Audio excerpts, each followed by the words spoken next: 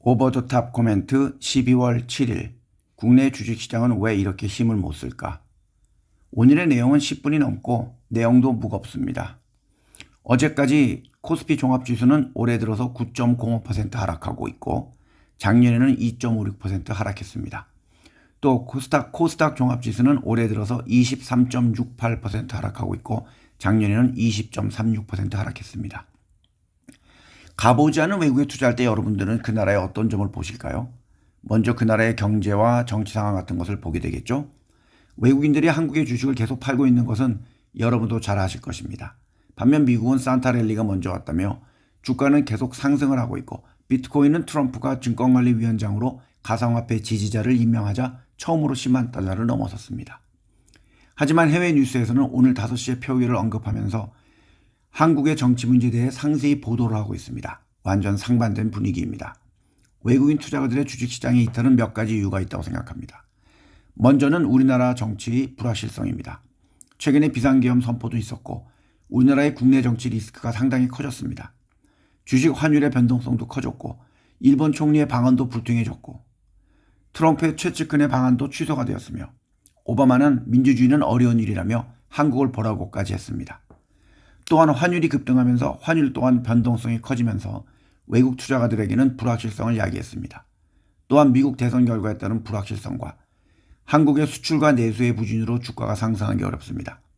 또한 한국인들은 미국의 주식시장과 가상화폐로 들어가고 있는 상황이라 국내 주식을 덜 사고 있습니다. 심지어 유명 파워블로거들이나 유튜버들까지도 저는 이제 한국을 떠나고 미국 시장으로 갑니다 라고 하는 내용의 글을 열심히 올리고 있습니다. 미국의 새 대통령이 1월에 들어오게 되면 많은 것들이 바뀔 것이기에 이러한 불확실성 역시 투자가들이 싫어하는 것입니다. 거기에 한국은 대통령의 지지율이 매우 낮은 국가입니다. 뭘 하려고 추진을 해도 되지 않는 상황이죠. 그런 상황에서 여러분이 외국인이라면 다른 나라의 주식은 올라가고 있는데 굳이 대통령의 지지율이 낮고 외국인들이 팔고 나가고 자국인도 사지 않는 그런 주식시장에 투자하기는 쉽지 않습니다. 제가 누누이 말씀을 드렸듯이 주식은 수급이 가장 중요합니다. 사주는 사람이 있어야 주식은 올라갑니다. 개인, 기관 투자가, 외국인 투자가 이 세 가지 유형의 투자가들이 주식을 끌어올리는 엔진입니다. 그중에 개인과 외국인들이 팔고 있거나 가끔 사고 있다면 기관들이 아무리 받쳐주고 또 기관도 가끔은 파니까요. 주식시장은 올라갈 수 없습니다. 그리고 한국 기업의 경제 상황이 상당히 어렵습니다.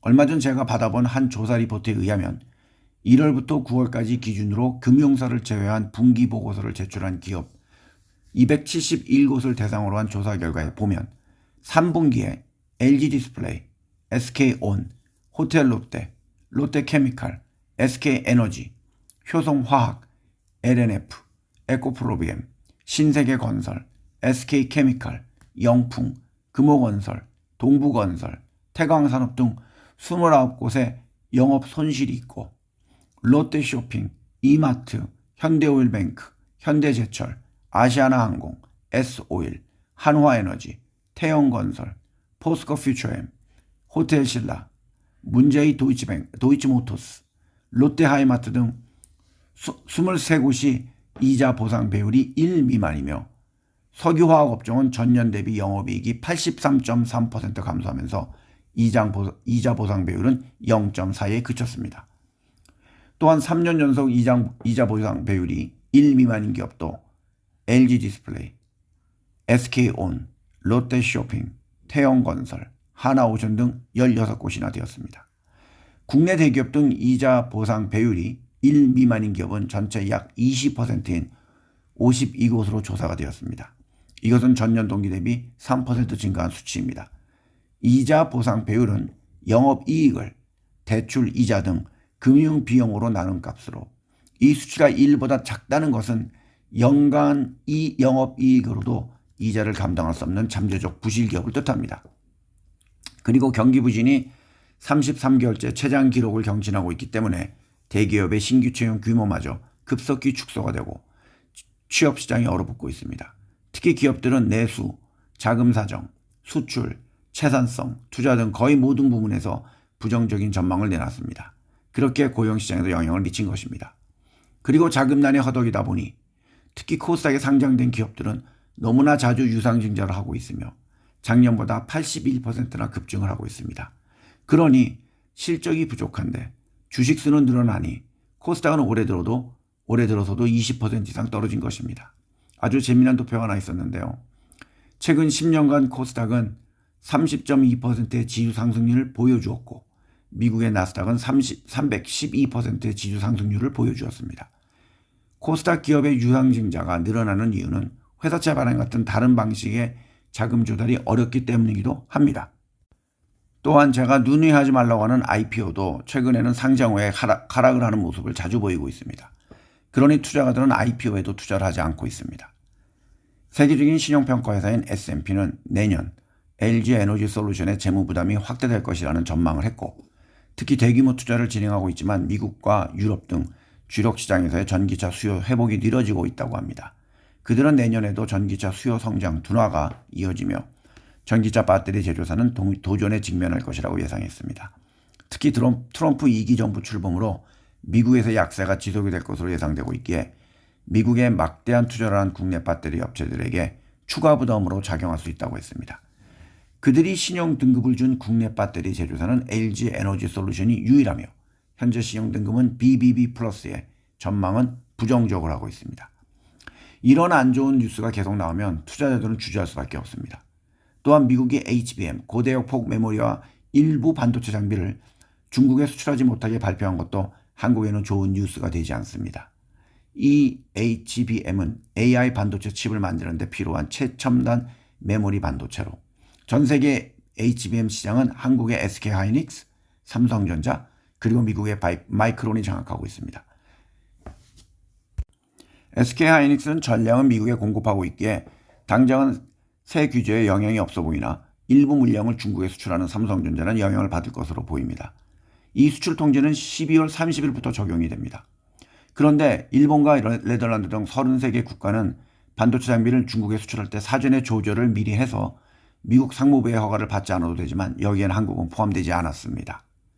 외국인 투자가들이 국내 증시로 돌아오려면 일단 환율이 안정화되어야 합니다. 그리고 한국 기업들의 수출 회복과 반도체 관련 기업의 실적이 개선되어야 합니다. 특히 삼성전자, SK하이닉스 같은 반도체 기업의 실적 향상은 외국인 투자가들을 끌어들이기에 충분할 것입니다. 또한 국내 정치의 불확실성이 해소가 된다면 외국인 투자가들은 정치적 리스크가 낮은 시장을 선호하기 때문에 다시 올 것입니다. 마지막으로 미국의 금리가 내려가거나 인상이 되지 않는다면 지금 자금이 다시 돌아올 수 있습니다. 우리나라는 경제 규모도 크고 신흥 선진국 중에서도 안정적인 시장으로 평가받기 때문에 외국인들이 다시 들어올 가능성이 큽니다. 물론 비상계엄 같은 그러한 것은 다시는 일어나면 안 되겠습니다. 골드만삭스는 내년도 한국의 GDP를 1.8% 성장으로 전망하며 기존의 비중 확대에서 중립으로 하향 조정했고 코스피는 2750포인트를 제시했습니다. 어제는 2428.16으로 끝났습니다. 하향 조정의 가장 큰 이유는 달러의 강세와 관세 정책의 불확실성이 커지고 있으며 수출과 산업 생산 성장이 부진해지기 때문에 GDP도 둔화될 것이라는 것입니다. 하지만 그들은 방위산업과 코스피 200 중소형주 그리고 경기 변동에 강한 종목은 주목해야 한다고 밝혔습니다. 특히 트럼프 2기 출범에 따른 미국과 중국의 무역 전쟁이 다시 시작되면 한국에는 오히려 새로운 기회가 될 수 있다는 분석입니다. 중국 제품에 관세가 부과되고 그들의 가격 경쟁력이 약화되고 전자제품, 기계류, 조선 등의 분야에서 한국 기업들의 수출이 늘어날 가능성이 크다는 것입니다. 또한 골드만삭스는 한국은행이 현재 유지하고 있는 3.25%인 기준금리를 내년에는 2.25%까지 내릴 것으로 전망했습니다. 최근 한국은행은 2개월 연속 기준금리를 인하를 했습니다. 또한 삼성전자와 현대차 등 대기업이 자사주를 매입하고 소각하는 등 적극적인 행동을 취하고 있는 것도 투자가들한테는 좋은 투자 환경이 될 것이라고 전망했습니다. 오늘 오전에 대통령이 긴급 기자회견을 열고 비상계엄에 대해서 국민들께 사죄를 하고 있지만 계엄은 미얀마나 파키스탄 같은 후진국에서만 일어나는 일인 줄 알았습니다. 제가 경험한 마지막 계엄은 제가 고1 땐 80년이었습니다. 다시는 시간이 거꾸로 가는 전 세계에서 수많은 관광객들이 들어오고 있는 나라에서 탱크와 장갑차가 지나다니고 헬기가 날아다니는 모습은 보여서는 안 될 것입니다. 당장 오늘 오후에 있을 국회에서의 표결에 따라 우리나라의 주가지수, 리플을 포함한 가상화폐, 환율 등은 하락을 할 가능성이 높고 수급에 있어서도 개인을 포함한 외국인들의 이탈은 계속될 확률이 높습니다. 향후에 리플과 같은 가상화폐 움직임에 대해서는 좀 더 자세히 알려드리겠습니다. 리플은 한국인들이 많이 들고 있지만 외국인들도 상당히 많이 사는 종목이기 때문에 움직임은 조금 다를 수 있습니다. 성투하세요.